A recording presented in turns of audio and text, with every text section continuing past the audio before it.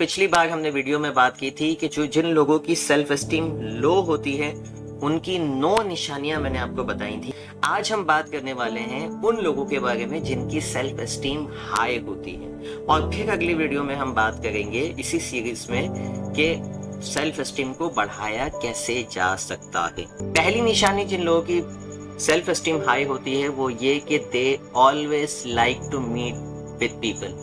लोगों के साथ मिलना जुलना उनको जो है वो अच्छा लगता है, पसंद करते हैं, ज्यादा से ज्यादा नए लोगों से वो मिलते हैं। दूसरी निशानी, लोगों से सिर्फ मिलना काफी नहीं होता बल्कि वो लोगों से एक अच्छी रिलेशनशिप भी कायम रखते हैं।